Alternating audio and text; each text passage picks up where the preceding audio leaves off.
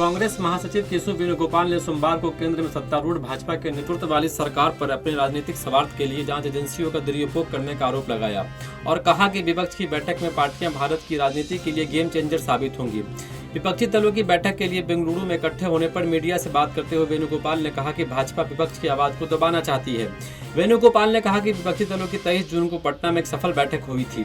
कल 26 राजनीतिक दल बेंगलुरु बैठक में भाग लेंगे। हम बैठक के दौरान भविष्य की रणनीति तय करेंगे जो भारतीय राजनीति के लिए गेम चेंजर साबित होगी। We are all united by a common purpose to protect democracy in this country, to ensure the constitutional rights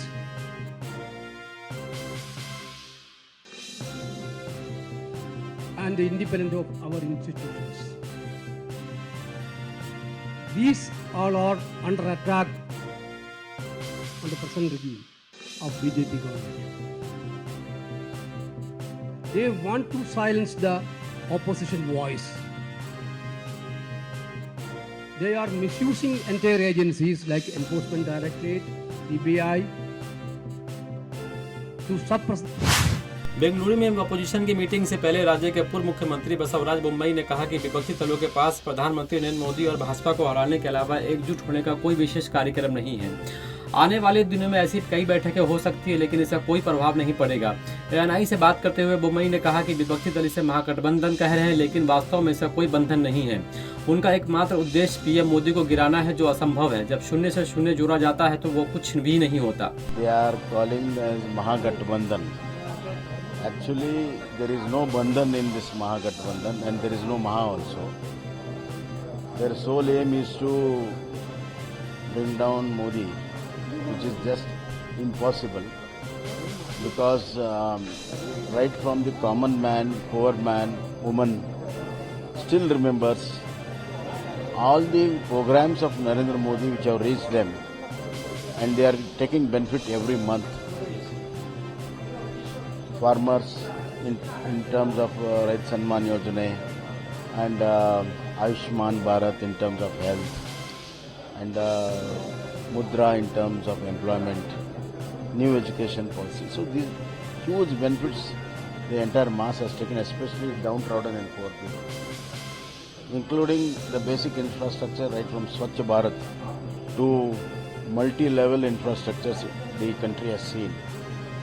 The country has progressed economically and socially in a big leap. Internationally it has been recognized. And the whole world was really drowning with COVID and struggling to come back economically. India is in forefront. Everybody has recognized. This being the case, these people who have failed as opposition, these people who have been failing continuously doing dirty politics, to speak ill of our country outside the country in international forums. These people will never be recognized. प्रधानमंत्री नरेंद्र मोदी 18 जुलाई को video conferencing के जरिए वीर सावरकर अंतर्राष्ट्रीय हवाई अड्डे port Blair के नए terminal भवन का उद्घाटन करेंगे। अधिकारियों की ओर से इस बात की जानकारी दी गई है। जानकारी के मुताबिक केंद्रीय नागरिक उड्डयन मंत्री ज्योतिरादित्य सिंधिया सुबह 9 बजे हवाई अड्डे पहुंचेंगे जबकि मोदी लगभग 1.5 घंटे बाद डिजिटल माध्यम से टर्मिनल भवन का उद्घाटन करेंगे।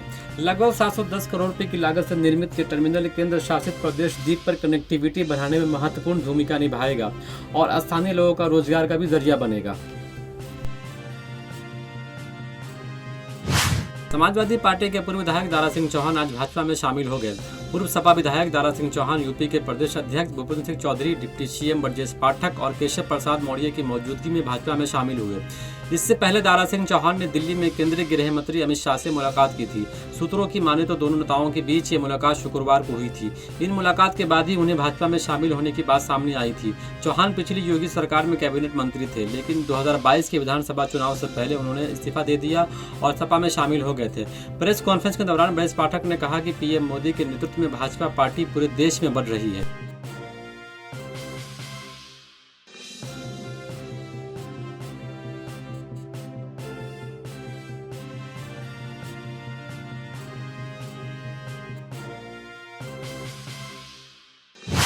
नशीली दवाओं के खिलाफ अभियान में असम पुलिस ने आज गुवाहाटी में बड़ी मात्रा में जब्त प्रतिबंधित दवाओं को नष्ट कर दिया।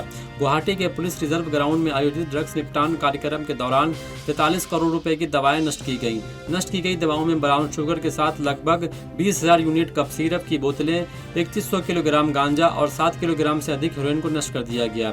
इन्हें हाल के दिनों में विभिन्न छापों और जब्ती के माध्यम से एकत्रित किया गया था। इस अवसर पर एंटी ड्रग्स विनाश अभियान भी चलाया गया।